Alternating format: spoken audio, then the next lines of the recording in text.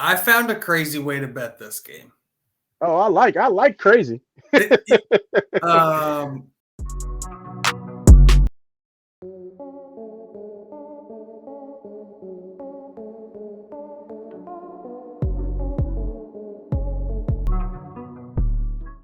I do have a bet. Let's go to New York Jets versus Cleveland Browns. Browns are favorite -7.5. Thursday night football. Total is 34.5. Little bit of kind of funniness coming out of the Jets, right? Aaron Rodgers talked about how it was the Jets' idea to make him available. They wanted him to practice, and he's coming out of the haters and all this other stuff. But at the end of the day, the Jets are finished. They're done. They're not making it into the playoffs. It's a wrap for them. Let's. I don't like that look. Let me switch it up to this look. That's a better look. Yeah, that's better. So, but I do have a bet here. It's actually not on ESPN. I'm gonna have you guys go to DraftKings. I'm not gonna switch it over because ESPN does not. ESPN does not have it. But I look back at this Jets team now, even with Trevor Simmons or what's old boy's name? Zach Wilson. Zach Wilson. Yeah, Zach. It doesn't matter. 9 games. I went back. I had to go back all the way through 9 games. Last week was the first time, but they haven't scored over 14 points since they beat the Eagles October 15th. Against the Giants, they scored 13. Chargers, they scored 6. Raiders, they scored 12. Bills, they scored 6. Dolphins, they scored 13. Falcons, they scored 8. Texans, they scored 6. Dolphins, they got zipped. Commanders, they got 30. The Browns need this game. I believe if I go back to my other little cheat sheet, let me just make sure I'm right. Cleveland wins and they clinch a playoff berth. It must win for Cleveland right now. Now, there's other scenarios for Cleveland to get in, right? But it's looking like Joe Flacco and the Cleveland Browns are going to the playoffs, believe it or not. I think it's the first time since 2002, maybe 2003. I think it was I saw that the Cleveland Browns has been in the playoffs.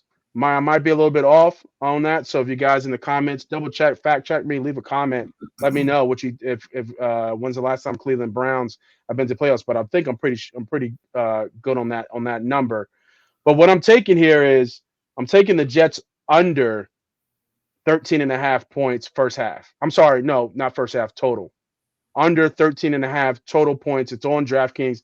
It's a little bit chalky. Okay, I'm not gonna lie to you. It's a little bit chalky. It is minus 122 on the number. I think the bet is strong enough.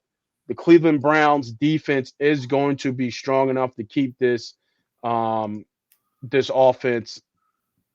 off the field. I'm not worried about Trevor Siemian. I'm not worried about Bryce Hart. Now, Cleveland's not the defense they once were, kind of back in the beginning of the year. But I do think this defense is good enough to keep the Jets under the total that they have. Now, on ESPN, if we look at ESPN right now, I believe they have it at 12.5 on their first half, and it's at even money. Now, I was looking at it and I'm like, oh man, I kind of like that with the the the total points here. The over I don't like too much at minus 30, so that tells me a touchdown and maybe a field goal, 2 field goals possibly here. Maybe a late score might get them over there if they have 6, right? They have 2 field goals in the beginning, a late score gets them over to 13. So a lot of ways you can get to 13. So if you like the under here on ESPN, it's even money. You don't want to pay the juice on it. I get it. But for me, I'm taking the 13.5. I love the 14.5. It's minus 155. Now, when we get to those high numbers, and you'll see some more videos as I break down lines and bankroll and all that stuff, you'll see this coming in the off season for me. But when you get to minus 155 and you have to lay minus 155 to win 100, to me, that has to be an automatic 2 or 3 unit bet for the value. It's got to be. You got to pay a little bit more for that. I don't like laying the minus 155 just to win 100.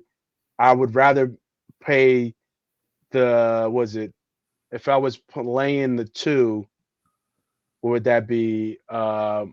Minus 300 to win what, 200? I think almost, yeah, minus 3. Well, yeah, Yeah, 4.5 to win 3. yeah, 4.5 to win 3. So I would lay the higher number if you like the 14.5. The 14.5 is almost a sure thing, right? Like, they haven't scored 14 points. They scored 14 points against the Commanders. One, it's the Commanders. That's the first problem. But they haven't scored more than 14 points since October 15th. So, like, I mean, it's almost a sure thing they're not going to score 14.5. So if you like the $1.55, I take that. I'm taking the 13.5 under Jets team total. Lock me in there. My first best bet of the night. So I found a crazy way to bet this game. Oh, I like crazy. And it goes to team total.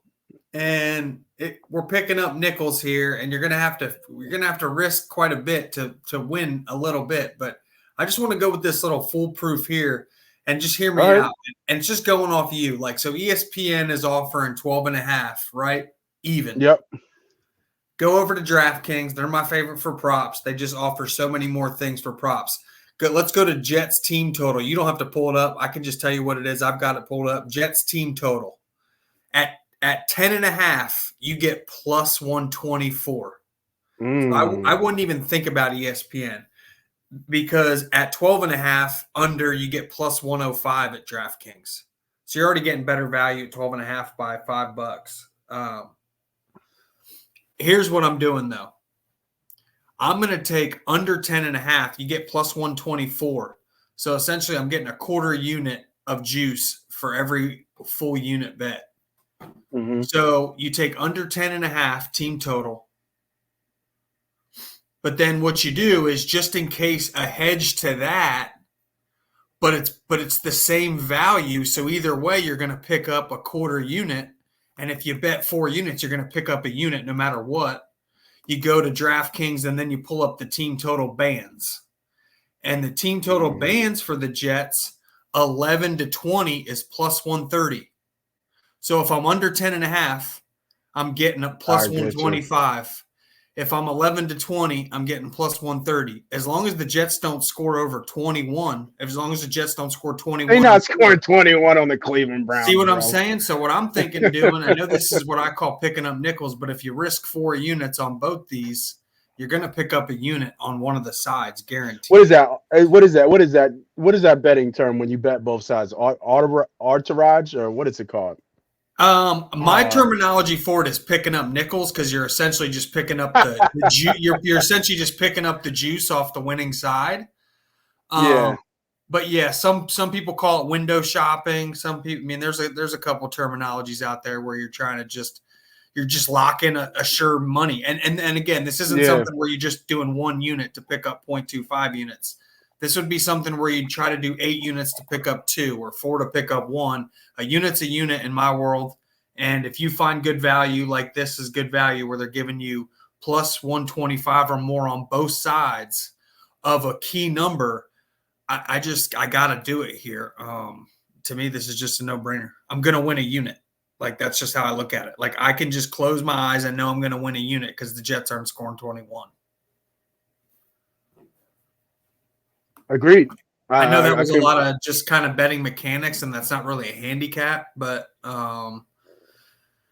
sports betting is a business, and sometimes you just got to find value in the numbers. You're betting numbers sometimes more than you're betting outcomes here, and this is just great value, and DraftKings provided it for us. Thanks, DraftKings.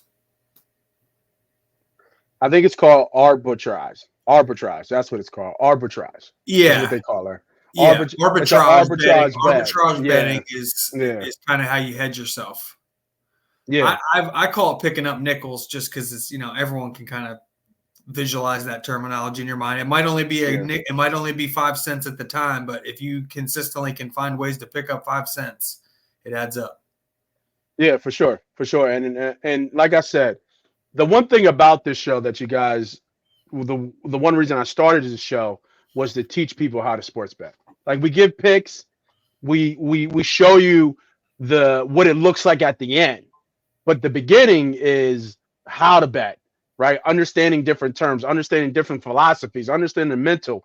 So, like I said, that's all still coming down the road. I will have more videos. We have old videos, but I want to do a better format of how to do it. And Sharp's seasoned vet, as they say, in the game.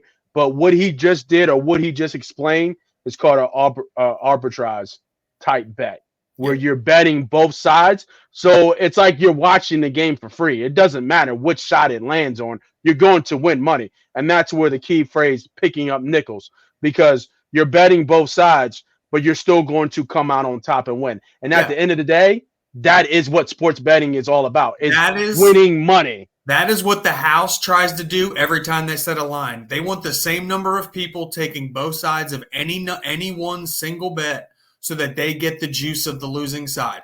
If they do that over and over and over and over and over, that's how their casinos keep growing and growing and growing and growing. Well, I'm trying to do that in reverse. They're giving you 2 chances at plus money to hit a window. You combine those windows, you've got this is just a great bet here. I don't know many sharp people out there. You just wouldn't find a pro bettor that would disagree with what we're saying here is all I'm saying.